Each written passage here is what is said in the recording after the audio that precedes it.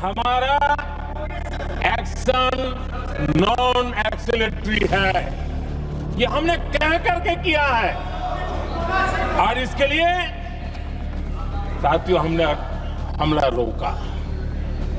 अध्यक्ष जी, दुनिया के किसी भी नेता ने भारत के ऑपरेशन रोकने के लिए नहीं कहा।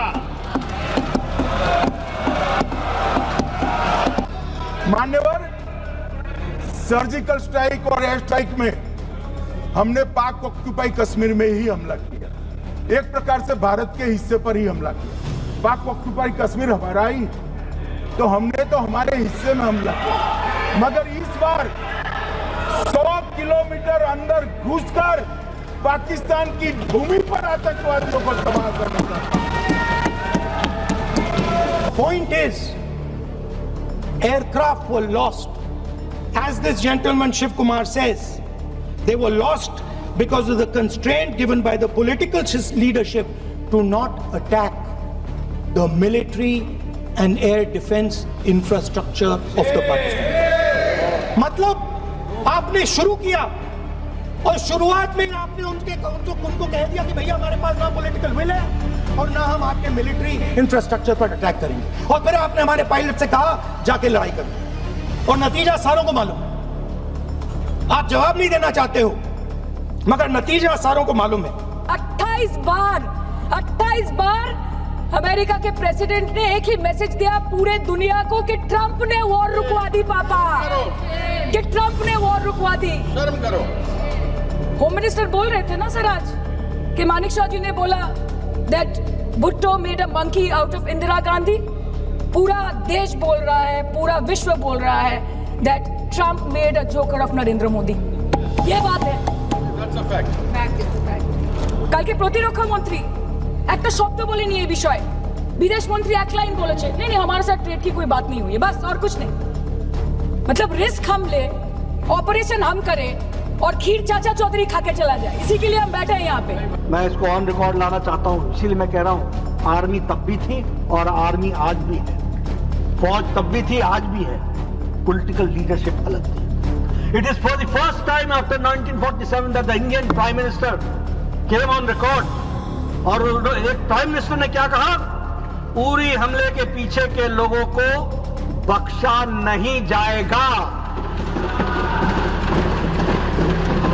कोझिकोड में कहा था, कोझिकोड में, और बख्शा नहीं जाएगा। और 3 दिन के भीतर सितंबर 28 और 29 को सर्जिकल स्ट्राइक्स हुई, लॉन्चिंग पैड्स को ध्वस्त कर दिया गया, और for the first time Pakistan military personnels को कम से कम 30 से 40 मारे गए, और साथ में टेररिस्टों का सफाया हुआ, लॉन्चिंग पैड समाप्त हुए। यह जवाब है, यह है पूर्णमासी, यह है बदलता भारत, यह है मोदी जी का नेतृत्व, और यह है ट्रांसपेरेंसी। दाऊद इब्राहिम जिसने मुंबई में सीरियल धमाके गए, किसके राज में भागे मान्यवर? कांग्रेस के राज में। सैयद सलाउद्दीन किसके राज में भागा? कांग्रेस के राज में। टाइगर मेमन किसके राज में भागा? कांग्रेस के। अनीस इब्राहिम किसके राज में भागा? रियाज भटकल किसके राज में भागा? कांग्रेस। इकबाल भटकर किसके राज में भागा? मिर्जा सादाब किसके राज में भागे? और इसका हिसाब कौन देगा? उनको मालूम था देना पड़ेगा साहब, इसलिए बहिष्कार कर दिया, वो स्वयं भागे। अध्यक्ष महोदय, उस हमले की जिम्मेदारी एक आतंकवादी गुट जिसका नाम TRF है थोड़े दिनों बाद लेती है। कौन है ये TRF?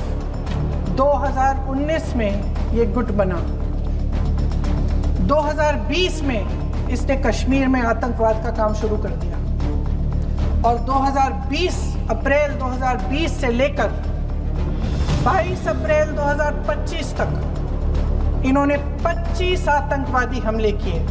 Rafale aircraft is a 4.5 generation aircraft.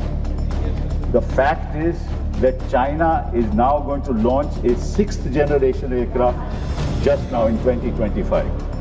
We are looking for a 5th generation aircraft in 2035. Because the AMCA aircraft will be ready, prototype in 2028, will be in production in 2035. What will we do by then? हम लड़ाई केवल पाकिस्तान से नहीं लड़ रहे, पाकिस्तान और चीन एक साथ है। वो सारी टेक्नोलॉजी चीन पाकिस्तान को दे रहा है, स्पेशली कि उनके पास तो स्टेल्थ एयरक्राफ्ट्स हैं। हमारा ये जो राफेल है, it is a half stealth aircraft. It has got avionics, but is only got half, it's got half stealth characteristics. Sir, मैं उनको कहना चाहता हूं, वो कान खोल के सुन लें कि